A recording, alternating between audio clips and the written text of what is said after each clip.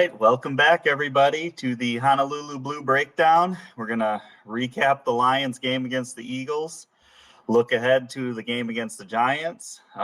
Man, it was a tough one. Glad we're recording here on Wednesday night and not Sunday night. The show would probably be very different, but let's get into it. Let's talk about this game. Gosh, yeah. I agree, Troy. Like I thought about that on Sunday. I was like, gosh, I kind of want to get online and just start talking about it right now. But I was so upset, and we'll get into the details. But obviously, our offense just never got into a rhythm. Couldn't get the running game going. Goff didn't have a lick of time, and I'm not going to point to one single player, not one single unit on the offense. I think everyone has a little bit of hand up in that situation.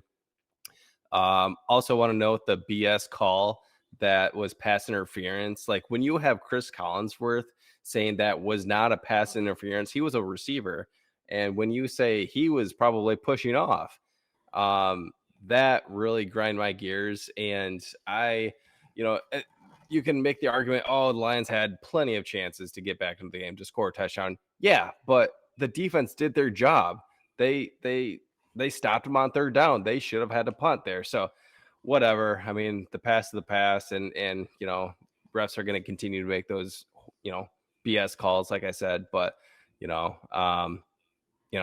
didn't win at the end of the day. So yeah, we'll move on. Yeah, that was a rough one. I had high hopes. I mean, I was nervous because I know Eagles are a good team and they're just good at finding ways to win, as we've seen all year long and as we saw Sunday night. I was pretty disappointed in the offensive performance, but man, I think silver lining, just the hire or promotion even, of Calvin Shepard. It's looking like a genius move by this office. Yeah. What he's putting together too, because you could argue there's more talent on offense. There's less injuries, despite the Sam Laporta and some offensive line injury, right, and turnover. But like the defense has been more injured. We still don't have our starting two corners. We don't have our Pro Bowl. He was probably All Pro. He led the league in interceptions last year. Kirby Joseph's been out for a while now. So yeah. But looking at the game, I don't want to talk too much about it because I'm sure most Lions fans are familiar and I've heard it. It's just the interior of our offensive line just got dominated by those two big guys, Jordan Davis and Jalen Carter, just batting passes down, pushing people around.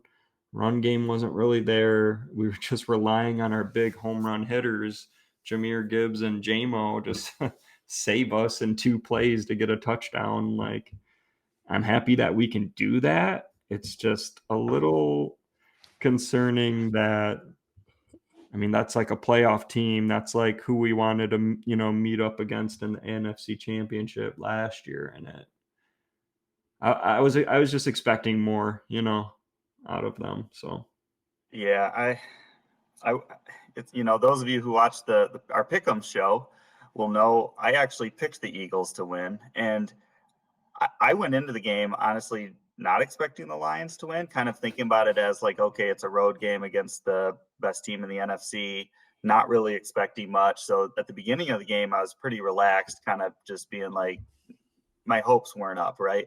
But then the Lions kept hanging around and they were getting into a point where it was just like, we got to win this game. Like we're playing so bad, but we're still close. At some point, we're going to snap out of it. And then your hopes start to get up, and then it just makes it even worse, because we had that when we were right there.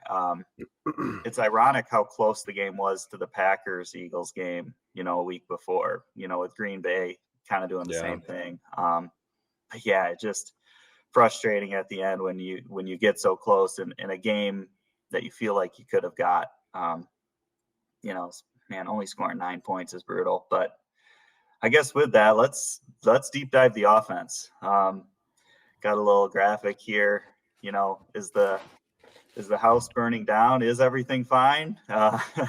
We got Jared Goff had essentially maybe his worst start of his career. our offensive line might have been the worst they've been under Hank Fraley. Fourth down failures, just incredible, everything. Yeah, Jordan, you take it away first. I'd like to get your thoughts. Yeah, I already mentioned the O-line. I'm gonna actually pass here to Zach. Zach has a couple of notes here. Mainly just the injuries on the offense is kind of becoming a concern. Definitely having Sam Laporta out for at least 3 more weeks is a little concerning, right? He's definitely been the security blanket that Goff badly needs. And St. Brown is not looking like himself. He only caught 2 of 12 targets against the Eagles. And it's just unlike him. He's actually like in the top 10 for drops this year for receivers, which is insane because I don't think he had like a drop his whole career or like all of last year or something like that. So that's, and I think, I don't know if this is more rumors, but I saw something like he might have like a wrist injury we don't know about or a hand injury that he might have hurt a couple of games ago. And you're kind of seeing that because 42 yards, okay, but like most of that was on that first drive or that first catch he had. Yeah.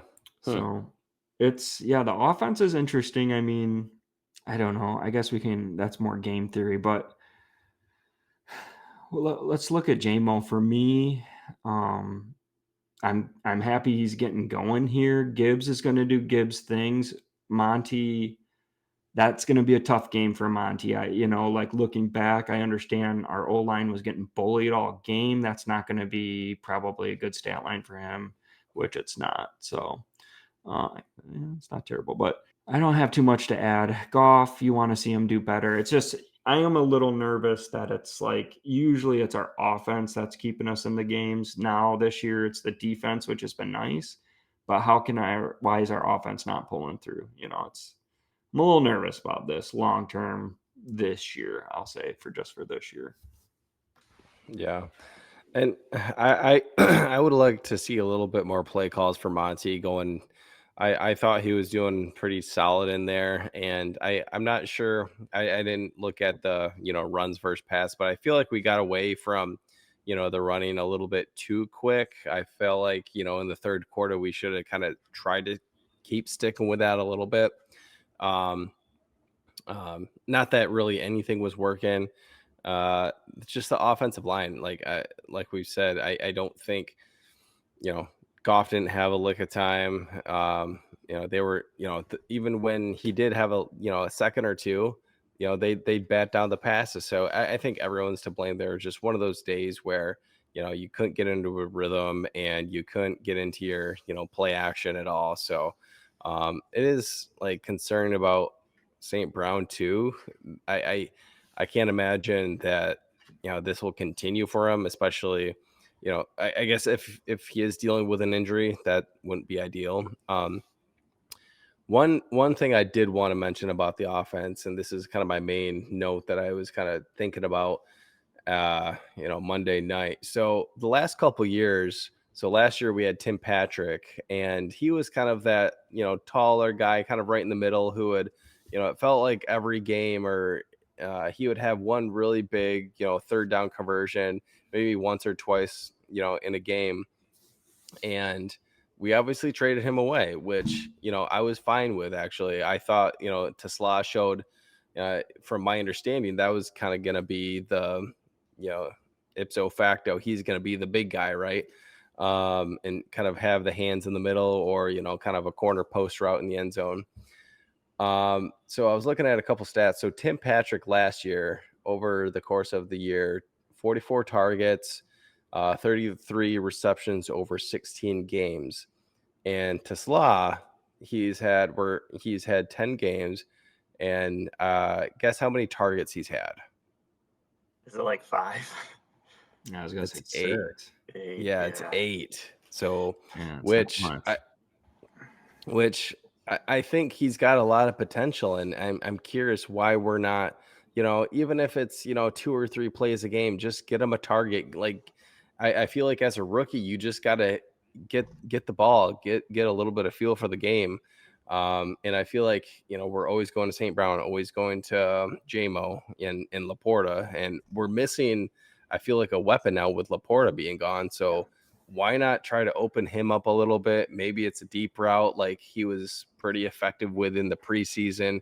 Saw a couple big catches early on in the year. So curious why he's not a little bit more involved.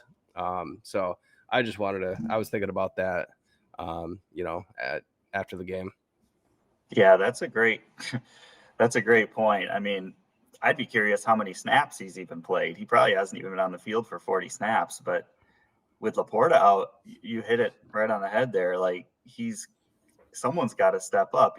Brock Wright's a good second tight end, but all those Laporta snaps, just being on the field, taking the defense's eyes off of JMO and Amon-Ra. So yeah, hopefully he gets integrated a little bit more into the offense, but it's been a little disappointing to not even see him on the field. And yeah, I'm hoping the Eagles are just our kryptonite, where they have those two big D tackles.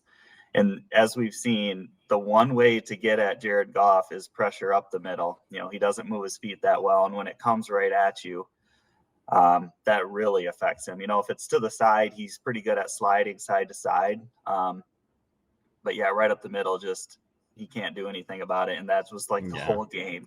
And we'll see it at the end here. I've got the PFF grades for the team, and essentially our two guards were like two of our worst players, Ratledge and Awashika. And then obviously Goff as well. But yeah, I'm just hoping this is a kind of a blip, and we look back on it as a turning point, but it was brutal. And you know what? We can't even close horseshoes, ifs and buts. However, you convert one or two of those fourth downs, and it's a whole nother game. Or if you kick a couple field goals, kudos. Yeah. It's more of a testament to our defense for keeping us in the game the entire time on short fields and all that. So, before we switch to that though, Matt, I just want you brought up the Tim Patrick thing. That reminded me, before him, and he was probably the best one at this, Josh Reynolds, before him, DJ Chark. So we have had a big body jump ball, a trusted go-to jump ball, or that third down type of guy, veteran, or fourth down in some cases. We're definitely missing that this year. And with Laporta gone, we're definitely missing a little bit of security blanket. Amon-Ra's got attention. JMO's always probably got a safety over top of him, or at least thinking about it. Yeah. No, you bring up the fourth downs. I mean, we'll see it a little bit in the game theory, but just think back, 1 fourth down JMO dropped. The other one in the end zone when Goff threw it to Amon-Ra, but Brock Wright was wide open at the 1 yard line. You just flip those two plays. Yeah. I don't know if we want to talk about that play? Who disrupted that play? Was it Jalen Phillips smoked Penei Sewell. Oh man. Yeah. This is the third episode I've been talking about. Damn it, why did we not him specifically, but just making a move like that?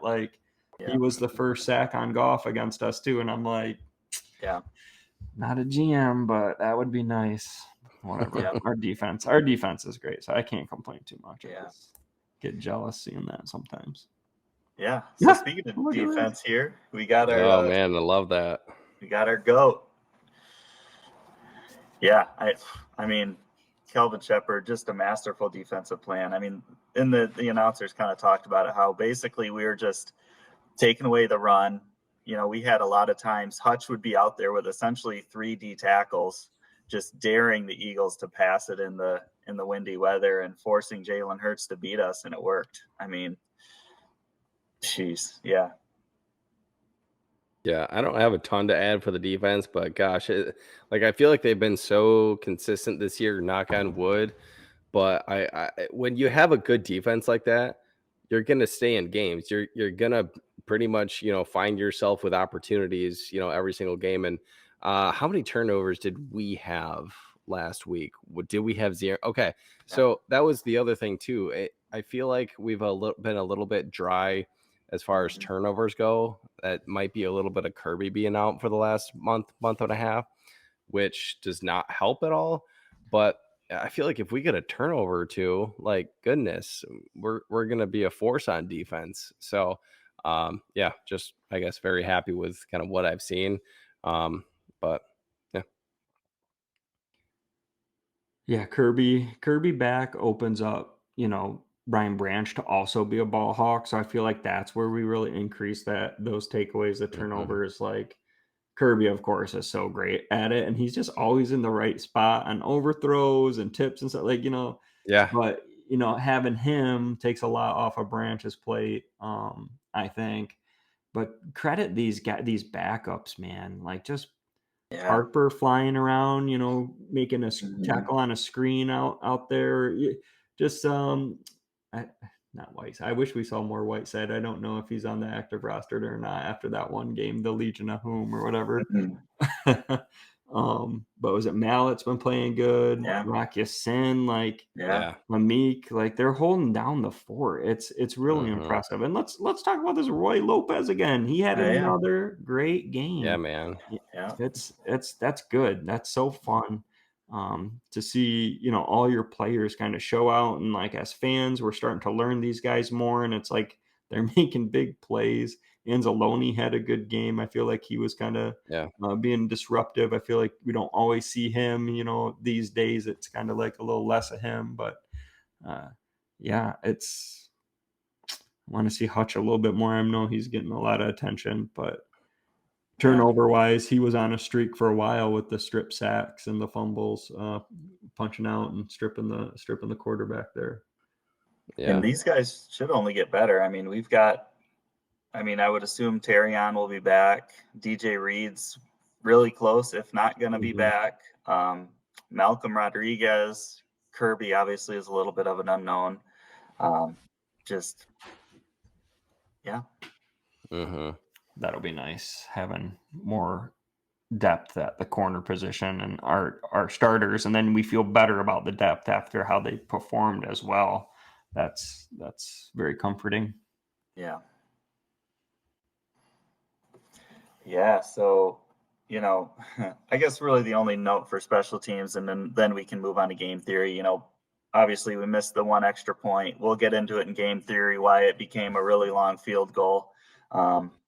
Bates kicked that. You could see the wind took it. He made his next one though from 54. Jack Fox actually got to play in this game. Unfortunately for us, he was okay. So yeah, I listed all the game theory kind of things here. We can kind of go into them a little bit if we see any we want to talk about. Looking at it, the 4th and 1 with Gibbs running, it's like that's a Monty play. Was kind of my thought. Yeah. The fake punt was he just ran into the pile. Yeah. I forgot about the fake punt too. Was that 4th and 1? That was Or 4th no, and 3. 4th and 6. Okay. Oh wait, no. Fourth. Okay, Fourth yeah, and 4th 3. and Yeah, 3. that was a little too cute there.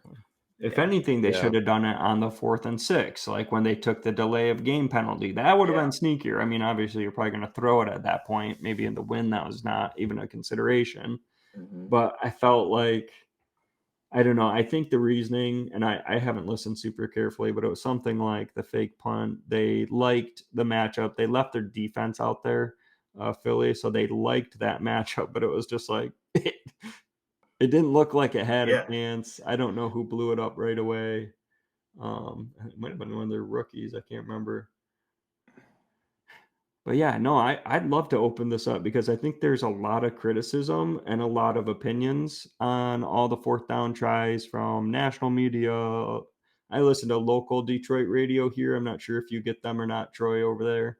Mhm. Um, they get toxic at times, a little bit Yeah. negative. But it's just interesting. I always take it with a grain of salt, but it's interesting to kind of hear other people like just bashing the 4th downs, and it didn't work, right? But it's just like we're used to that. It's like if for me, there were times where I'm like, just kick it, man. I was thinking, Yeah. hindsight and all that, but I'm okay with it. That's just who he is. Who would have thought, at the end of the day, we'd go 0-5. We're usually a team that's much better than that. Amon Ra, there was one where I think he had a very catchable, and then JMO dropped. And then I think Amon-Ra had another, like, Goff missed him, or he thought he was going to sit down and catch. Yeah. Or not sit, but, on the route sit, but he kept going. They were on the wrong page there. And then one that was just completely just Goff through and no one was even there. Like it was a strange fourth down day for the Lions. And Yeah. I'm not gonna second guess like the fourth down calls that Dan Campbell's basically, made his career on. And it's kind of gotten us to this point, right? The one thing I will say is I think maybe one benefit of us, we've had a tough schedule. I mean, when you win your division, you obviously have a tough schedule the following year. So I think the one good thing about being in these games, basically, consistently, we played the Chiefs, we've now played the Eagles, we, beat the Ravens earlier this year in prime time. And, you're kind of figuring out your team, and you're kind of, as Dan Campbell, kind of knows what his team is capable of, and he can kind of learn from, hey, maybe I regret, the fake punt. Maybe I regret going all 5 of the fourth downs or whatever, right? So like I think that kind of knowledge and that experience does you well going into the playoffs. And obviously we're not in that picture right now, but if we're trending the right way, I think that games like these, obviously you'd rather win, but I think you take a lot of lessons from them, and you take some X's and O's and maybe some decision making into those games in January. Zach says he's not going to read too much into the Bates missing the PAT. It was windy, and JMO's celebration penalties have been an ongoing problem. We want to talk about that. There was a lot of criticism with JMO too by some people. I don't get why that's a penalty. I mean, because it's unsportsmanlike, right, is what the penalty was. And I mean, there's to me, it's more unsportsmanlike when the entire team does a choreographed dance in the end zone. Just jumping on the goalpost. It's not like he was, humping the goalpost or like doing, like he just jumped on it. It was just. Yeah, I don't get it. Like, I think the only thing is like it's a prop, and like they don't want to mess with the field goal. But like I don't know. Like that's to your point, Troy. Like that's just kind of fun to see happen, and just like. Some of this other stuff that other people are doing, like that's, taunting and or whatever, right? But yeah, I think it's a dumb penalty. Like, why is that a penalty? I don't get it. How is it any different than if you jump into the stands? Like, I guess it's the goalpost. You can't dunk the ball over the goalpost either. Can't have any fun anymore. Yeah, I know. And I do. So like going for it versus field goals, I mean, this one I was struggling with because to your point, Matt, it's the Lions' identity. It's what got them here. They're not going to change it. And that's what makes them good. And we've seen it. That mentality has gotten them a couple teams to jump, on those fourth down plays. And so, and once the coach changes it, then the players, that kind of throws off the mojo. But I did wonder, we talked about this last week when we were previewing the game, and we kind of felt like our best shot was to turn it into a shootout, have it Goff versus Hurts, just throwing it all over the place. And it almost seemed like they were coaching for that at the beginning. Like, we got to keep going for it. We got to score, because the Eagles are going to score. But at some point, it was pretty obvious. Maybe I shouldn't say obvious, but it was apparent that the game was not going to be that game. The defense was going to hold the Eagles down. And then it's like, take the 3. I kind of looking back, I don't know which one I would have disagreed with. Like, that 4th and goal from the 4, maybe. But again, like you mentioned, I think, Jordan, Brock Wright was wide open. So the play worked. Goff just missed him. So it's like, well, that was a good call. The other one, JMO dropped it. The play worked.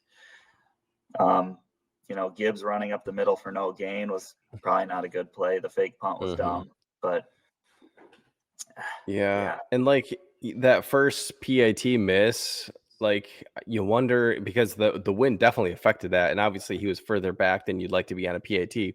But I wonder if that almost spooks Dan and like, I really don't want to kick at all tonight.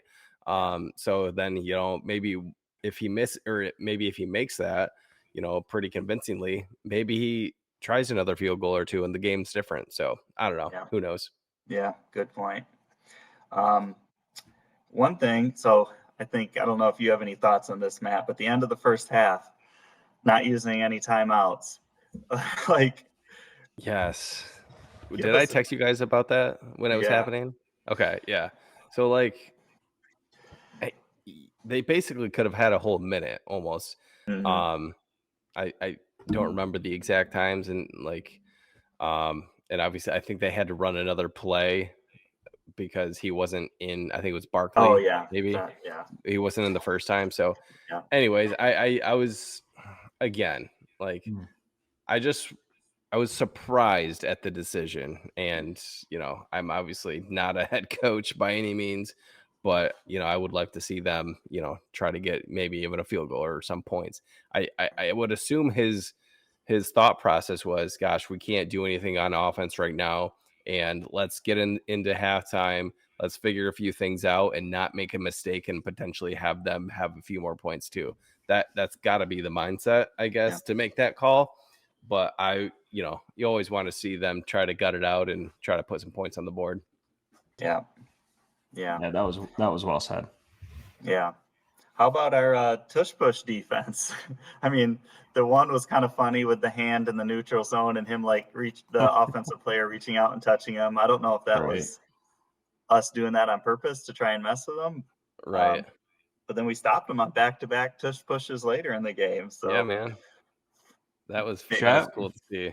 yeah, that's probably Aleem and Tyleek Williams. I mean, he was That's in on a beef, few of those, the man. rookie. DJ Reader might have been in there. Yeah, you got some beef right there. Yeah. Yeah, I mean, so we covered the Rocky Sin pass interference. The only other one, the Branch helmet to helmet. I think you texted it as well, man. Matt. It was like, what's he supposed to do? Like, Right. that Like, I was not mean, malicious. yeah, like he's literally just going. Great tackle. Like, I don't Yeah. know. I won't get into it. BS. Yeah, Yeah. and then there's a play where Jared Goff gets like sandwiched high and low, and his head gets hit by another helmet, and he never seems to get those calls either. I know we had one in the playoffs against Yeah. Washington, a pretty bad one too, where he had to come out because he had like a suspected concussion. Like you hit your head too hard, and it was like that should have been a penalty then. But Yeah. Yep. So I just put me complaining. the top 5 and bottom 5 PFF grades here. I don't know if obviously we kind of mentioned the bottom ones that stand out: Ratledge, Goff, Awasika, Brock Wright. I mean, that's not really surprising.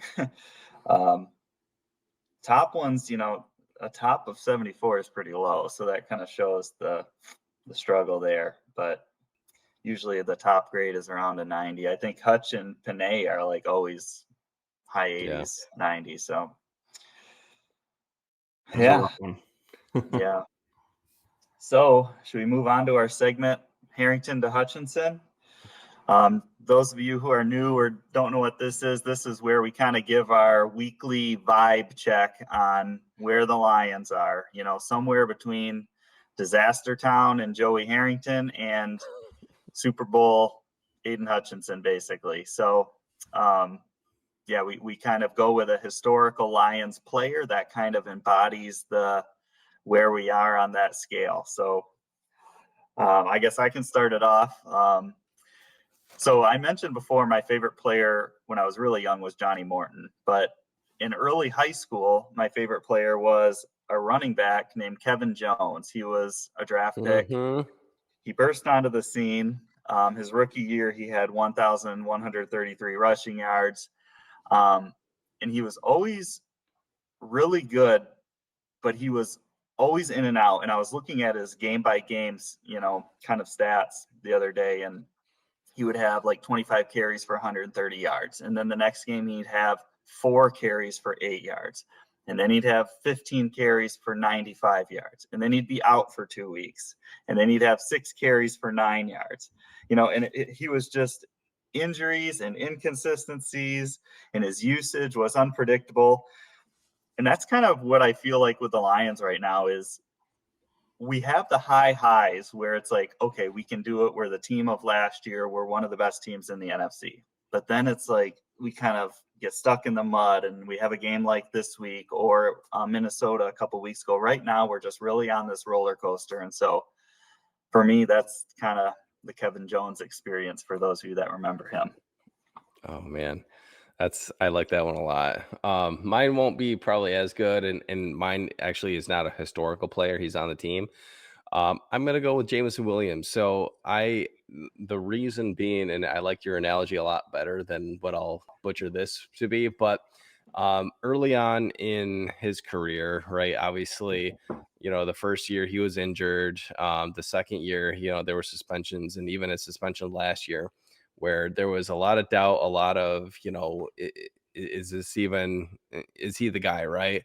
But over time, he's kind of proven like, give me the opportunity, give me some, some reps and I'll make it happen. And I think we're all kind of there on Jameson Williams, but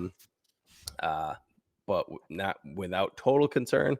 But the reason I picked him is because I'm not going to overreact to one loss to, the best team in the NFC and, a month ago, the best team in the AFC last year. And obviously a divisional game against the Vikings. I mean, those are all tough teams. So I'm not going to overreact and say, hey, our season's out the window. I think we're still really good. We just, November is a good time to figure this out, but we got to start stacking the wins. So. Yeah.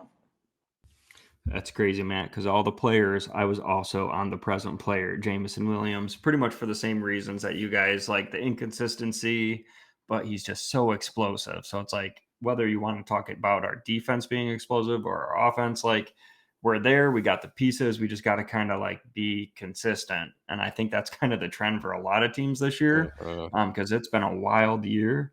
But that's funny, pretty crazy. I was going to go a present player. Zach also went with a current player as well, and I'll get into his because I don't have too much to add from that. Because that's funny. Zach says for the Harrington to Hutchinson scale, I think it's fitting to pick Goff. He's probably the second best QB we've ever had in the Super Bowl era. We might still be in the abyss without him. He, like this team, is beloved. Enough talent and veteran knowledge to be a buzzsaw any given week. On the other hand, some very glaring weaknesses that leave a pit in my stomach. Playoff football is often more about your floor because elite playoff defense won't let you sniff your ceiling. The floor of the team as a whole is not crazy low. The defense is coming together, and I trust Kelvin to pull the right strings. Can you win 3 or 4 playoff games in a row with an average offensive line and maybe the least mobile quarterback in the league? Question mark. I'm hopeful, but more than a little nervous. While the overall outlook remains positive, I think the floor with Goff, the play calling, the decision making, and this team as a whole is lower than we care to admit. Yeah. Thanks, Zach. Can't argue with that. I mean, yeah, that's a good one. It's a good one. Yeah, I like the comparison because that's so obvious. Like, I can't remember who said it. It might have been PFF or I can't remember. But when we almost had Jalen Hurts, we almost had a safety at one point. Is that correct? Is that the game? Was that last week? We had Jalen Hurts, and he kind of rolled out of it. Oh, I think yeah. So and he had to like Hutch try to spin to get him back, but he was gone. Like Goff's not doing that, like that would have been a safety under the other circumstance. So it's just like things like that with Zach mentioning, and I know I've been tough on Goff since he's been here just because of the athleticism part. That's always something I've yearned for in a QB. And it's hard to watch almost every other team have one. And it seems like we go up against one every single week. But with that said, he's just become such a part of the team and the city and the story. And he's led us, from the abyss, as Zach mentioned. So. Yeah, the one defense, though, I'll say is, yes, he has those glaring weaknesses that show up in a game like this. But every quarterback, unless you have the Hall of Famers like Mahomes or a Josh Allen, are going to have that, right?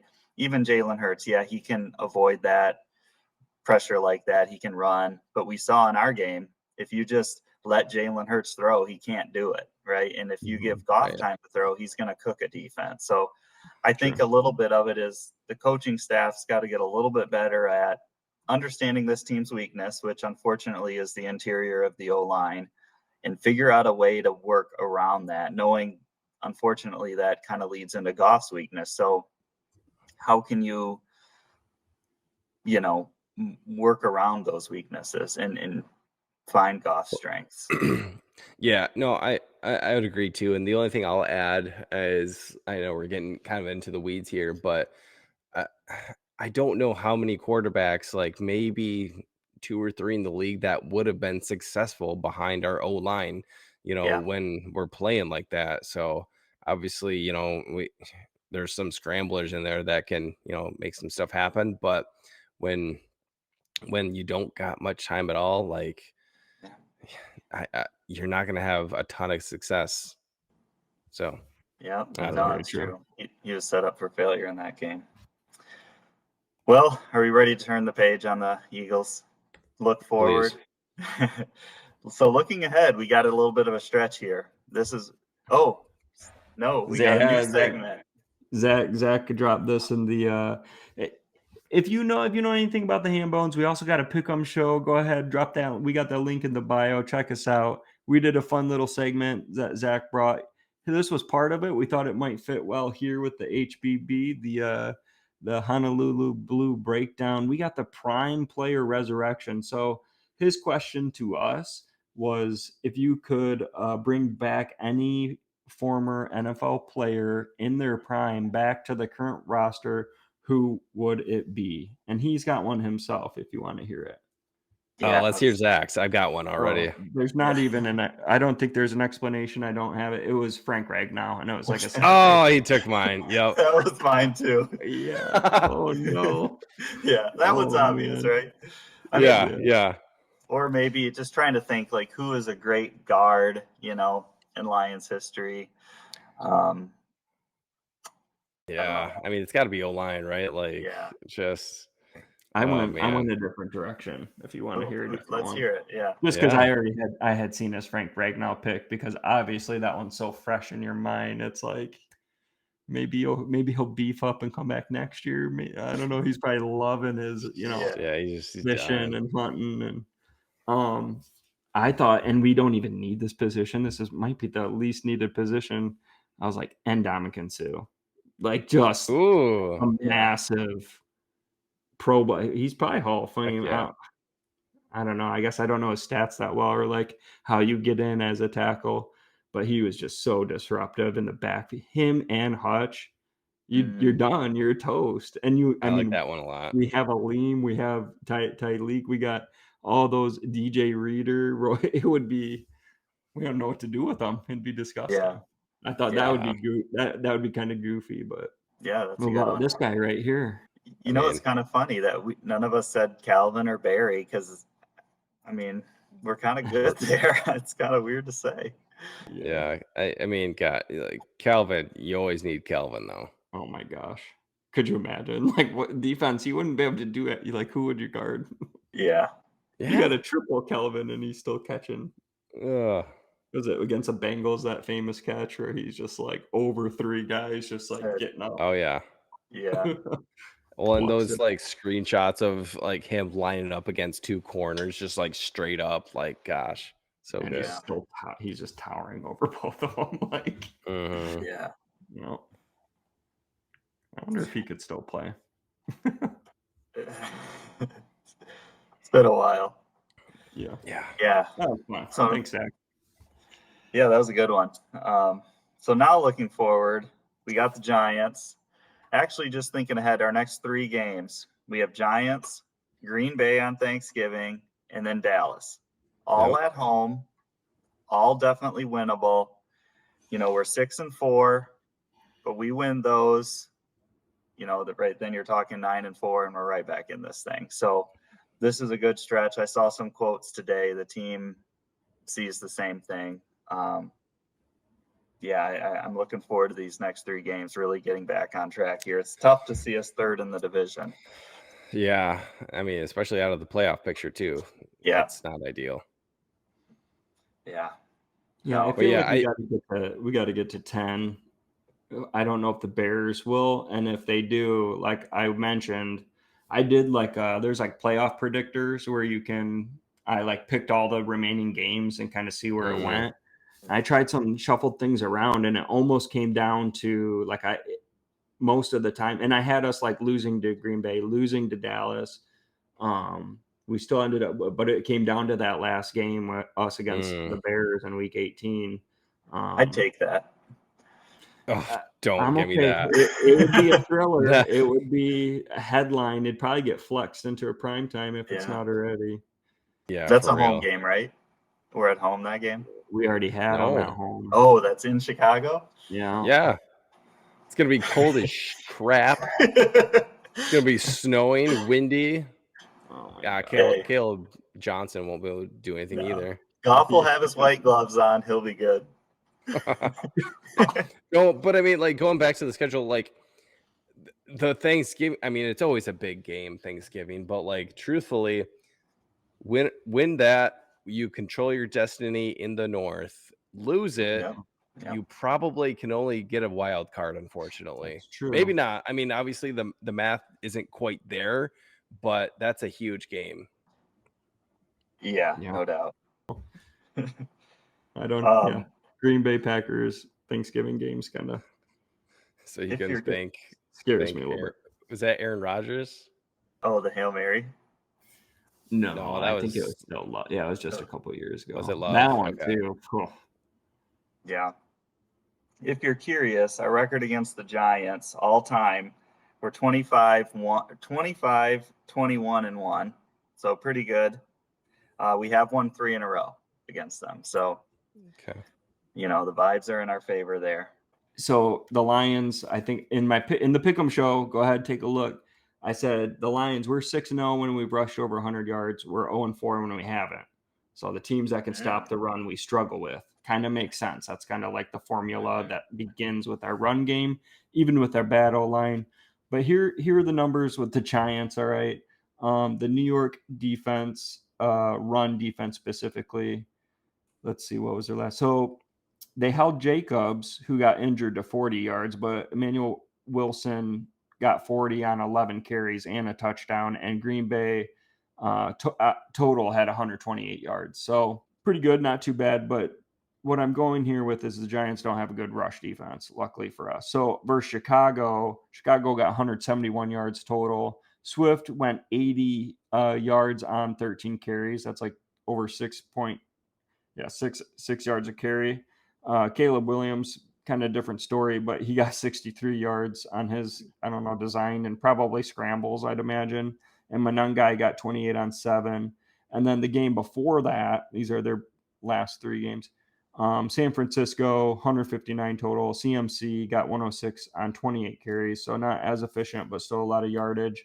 I expect Gibbs and Monty to have a big game. And I think this is a great opportunity. Like, I am scared of Dart. But I think this defense is prime for us to get involved, everybody involved and back on track at home in the dome, wearing black. Yeah. Feels good. Let's get Monty going. It's been, I feel like it's been too long since he's had one of those games. So he's a key part of our offense that cannot be forgotten. Yeah, we want him to confident and to remind people come playoff time, assuming hopefully we make it right. He's going to be a key player when everyone's beaten down at the end of the season, at the end of a long playoff game, 2 playoff games in a row, or whatever it might be. He's going to be, bulldozing. Yeah. And I'm so glad it's a 1:00 game too. I mean, it's funny because for so many years, the Lions would have like one primetime game every like 2 years. And I remember just being like, oh, the Lions are on primetime this week. And you'd be looking forward to it all week. And now it's like every single one of our games is a night game. And that's just brutal, just sitting around all day. And it's added stress, it seems like, too. Yeah. There's like more pressure, even just as a fan watching it. Yeah. I can't imagine playing. Yeah. Yeah. So, yeah, I guess, this is not really, some of it's looking forward. I put in here our 2026 cap hits. Really, nothing too interesting here. Obviously, Decker has a big one, and we've kind of talked about him as potentially, is he going to retire? What's his status? So that could be a lot of money, that's out there, depending on how that all works out with players retiring. The injuries here, we mentioned, Terrion and Kirby could be getting close. There's some other players who, like Malcolm, DJ Reed, those guys kind of coming back. So hopefully this injury report will get a little bit less here. Yeah, and Miles Frazier. It might be interesting to see what he's got with our needs right now. Yeah, playing. Is Mahogany, didn't he break his leg? But he might come back still, like towards the end of the. That's the thought. I mean, I know when he got hurt, there was a return date for like December or something. I was like, what? Yeah, there was some hope that he would return, I guess, depending on how things go. Yeah. Or what the break was. Yeah. Yeah, I don't want to drag too much on. I know this is our last bit here. There was one thing I saw, though, that was like, we always talk about the Super Bowl window, the window for success as a closing. Where are we at with that? I don't really like to talk about terms and windows because I feel like every year, every week, every game's different, really. But I just wanted to point out too, like the way they sign these players, like our core, our youth, we have them for another 2-3 years. So like, and we're still going to be signing more. And obviously Brad is great in the draft most of the time. So like, I'm still confident that we're going to be contenders, in the next few years, even though this year kind of seems like a dip. Maybe some people are starting to lose that shine of the Lions being one of the top teams, but I still feel pretty good at our overall prospect here. Yeah, I do too. I mean, we got the core in place, and just it's like, you keep doing things like this, and you keep, every year, getting in the playoffs. It's like kind of like the 49ers the last, I mean, they haven't won one yet, but it feels like every 2 or 3 years that are right there, right? So it's just one of these times it feels like you'll rattle one off. So we'll see. You just got to get in, see what happens, really. Yep. Maybe that's where we got to trust Brad, because that's what they stress. They don't do the splash moves because they're in it for the long-term success. They want to be consistent and constant contender. So got to respect that. Yeah. Mm-hmm. Cool. We have any final thoughts, anyone? Ready to The Lions. Yeah. Yeah. All right. Let's go big here this week. I think it'll be a good week. I feel confident. There we go. All right. I'll see you guys. All right. Bye.